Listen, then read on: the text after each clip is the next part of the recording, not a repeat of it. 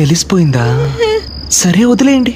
ఇంకోటి ఒక రీజన్, మనం ఎప్పుడైనా డిస్కషన్లో ఉన్నప్పుడు లాజిక్తో మాట్లాడాలి, అదర్వైజ్ పని చూపించాలి.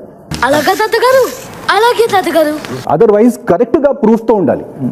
ఆవేశంతో ఎప్పుడు వద్దు. ఎందుకమ్మా అంత కోపం? ఏం సాధిస్తావు దానివల్ల? ఈరోజు కానీ నిన్న కూడా మీలో ఉన్న లేజినెస్ నేను చూశాను. చాలా సేపు మీరు పడుకుని ఉన్నారు. కళ్ళున్న వాళ్ళు ఎవరైనా నిద్రించక మారారు. ఏదో అలసట కొద్ది చిన్న కునుకు తీసుకుని. కిచెన్ డిపార్ట్మెంట్ లో కూడా అంత ఇన్వాల్వ్మెంట్ మీరు ఇవ్వలేదు. నేను కిచెన్ కాదు. సారీ, కరెక్టే, మర్చిపోయాను. నీలో ప్రామిస్ గా చెప్తున్నా, జీరో నెగటివిటీ. ఎందుకు చెప్తున్నారు సార్? నీలో ఆ పవర్ ఉంది. డెఫినెట్ గా నీకు ముందర టాలెంట్ ఉంది. తెలియని ఒక కమెడియన్ ఉన్నాడు నీకు. బట్ నేను అది హార్ట్ఫుల్ చెప్పలేదు, బట్ టెంపర్ లో వచ్చింది. ఎర్రి పప్పలాగా ఉన్నావు. మాట్లాడేటప్పుడు ఒళ్ళు దగ్గర పెట్టుకొని మాట్లాడు.